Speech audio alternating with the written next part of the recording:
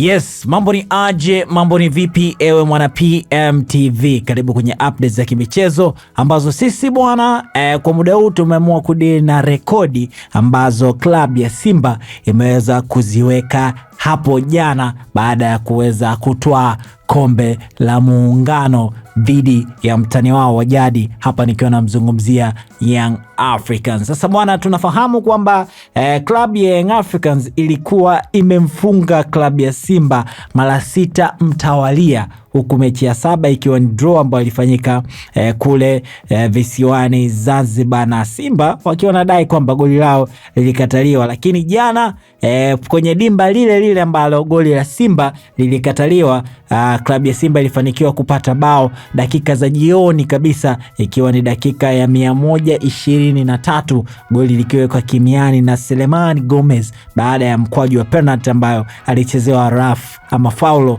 Clatous Chota Chama. Mara ya mwisho klabu ya Simba kuweza kupata ushindi dhidi ya klabu ya Young Africans ilikuwa ni tarehe 16 April mwaka 2023. Mabao ya Inonga Baka dakika ya kwanza pamoja na Kibu Dennis Mkandaji dakika ya 32. Hivyo basi klabu ya Simba jana imeweka rekodi ya kufuta uteja wa kufungwa mara 6 mtawalia na klabu ya Young Africans. Lakini rekodi ya pili ambayo klabu ya Simba imeiweka ni kuweza kuwa sawa na klabu ya Young Africans kwenye kuweza kutoa makombe ya Muungano, kwa sababu klabu ya Simba ilikuwa imetoa mara 6 huku klabu ya Young Africans ikiwa imetoa mara 7. Sasa baada ya jana klabu ya Simba kuweza kutoa kombe hilo, nao wameweka rekodi ya kuwa klabu ambayo imetoa makombe mengi wakiwa wanafanana na klabu ya Young Africans, wote wakiwa wametoa mara 7. Klabu ya Simba kwa mara ya kwanza kabisa ilichukua kombe hilo mwaka 1993, ikaja kuchukua mwaka 1994,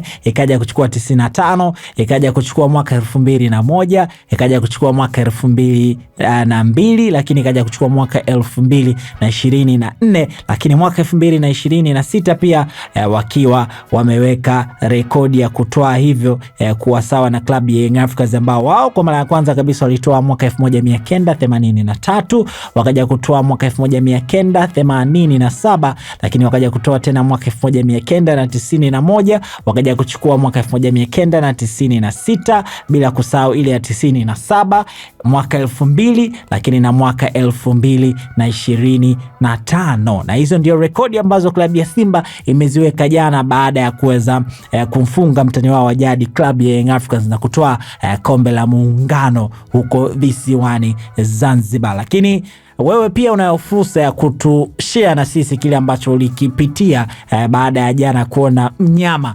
akimwangusha mtani wake wa jadi pale visiwani Zanzibar. Lakini wakati unafanya hivyo, usisahau kwamba kampuni ni moja tu ambayo unatakiwa kufanya nayo ubashiri, basi hiyo ni pmbet.co.tz, kwa sababu huko ukiweka mkeka wowote wa mechi, jua kwamba ukishinda pesa hautoishia kushinda pesa peke yake, bali unaingia kwenye draw ya kushindania Toyota IST ambayo inatoka kila baada ya wiki 5. Website yao ni pmbet.co.tz. Mimi naitwa Raymond Elias.